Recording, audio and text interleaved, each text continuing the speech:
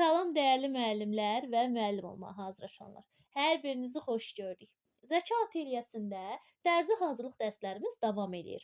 Bugünkü videomuz olduqca maraqlı bir mövzudur.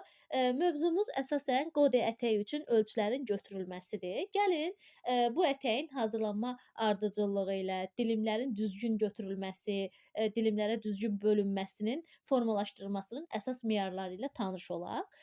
İlk olaraq qeyd eləyim ki, əvvəlcə qodi ətəyin tam yəni uyğun olması üçün əsasən 2 ölçü çox vacibdir. Deməli bura aiddir bel ölçüsü, bir də ətəyin uzunluğu. Yəni uzunluğumuzun nə qədər olması. Bundan sonra isə bel ölçüsü, yəni B hərfi ilə işarə eləyirik. Santimetr lent götürürük.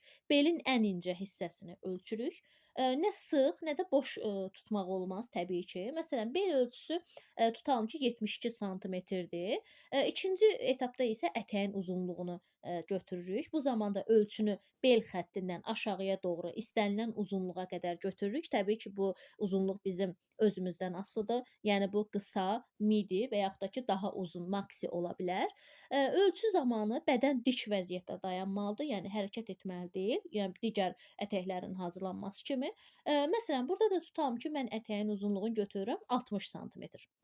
Deməli, bel dairəmiz oldu 72 santimetr, uzunluğu isə 60 santimetr. Bu zaman dilimlərin bölünməsini hesablayaq. Təbii ki, ən birinci vacibdir. Bizim qodi ətəyimiz neçə dilimdən ibarət ola biləcək? Adətən 6 və yaxud da ki 8 dilimdən ibarət ola bilir. Tutalım ki, məsəl üçün bizim hazırlayacağımız qodi ətək 6 dilimdən ibarətdirsə, bu zaman bel ölçümüz burada əsas götürülür 72 santimetr və 6 dilimə bölünür. Yəni 6 hissəyə bölünür və 72-ni 6-ya böləndə təbii ki eləyir 12 santimetr. Yəni burada bizə aydın olur ki, bizim konuslarımızın ölçüsü 12 santimetr olacaq. Yəni burada belə bir şey var ki, yəni dilimlərin formalaşdırılmasında hər dilim konus forması daşıyır və yuxarı bel hissəyə uyğun dar götürülür.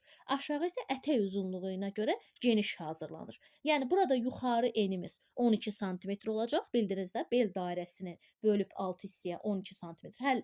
Hər konusumuz 12 santimetr yuxarısı, aşağısı isə 30 santimetr olacaq. Uzunluğumuz isə 60 santimetrdir. Təbii ki, bunu bildik. Və bu ölçülər hər dilim ayrı-ayrılıqda kəsilir. Yəni yuxarısı 12 santimetr, aşağısı 30 santimetr, uzunluğu isə 60 santimetr olaraq ayrı-ayrı 6 dənə dilim kəsilir. Və əgərlərin burada bunun hazırlanmasında hər hansısa bir astardan istifadə eləyəcəksə, yəni astarlarda eyni bu ardıcıllıqla yerinə yetirilir. Yəni onlar da 6 dilimdən ibarət olaraq biçilir. Və unutmaq olmaz ki, əgər ölçülər mütləq yerində olmasını istəyirsənsə, geyim tikiləcək şəxsdən birbaşa götürülməlidir. Yəni dəqiq olmağını istəyirsinizsə. Ondan sonra, yəni bu ardıcıllıqla başlayırıq həmin hissələrin birləşdirilməyinə və ölçüsü götürülməsi və dilimlərin kəsilməsi əsas meyarlardan biridir. Əgər bu vizual olaraq yerinə yetirdiyimiz kimi yerinə yetirsəniz, yəni onu tikməkdə o qədər çətin olmayacaq.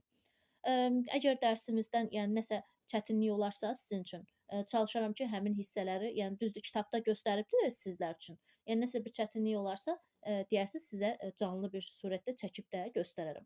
Düzdür, bunu hazırlamaq mümkün deyil, amma çalışdım ki, son dərəcədə sizə izahlı başa sala bilim. Əgər sizə uyğun oldusa, nə xoş mənə. Hər birinizə sonda təşəkkürümü bildirirəm müəllimlər. Diqqətinizə görə təşəkkür eləyirəm. İnşallah növbəti dərslərimizdə görüşənə qədər.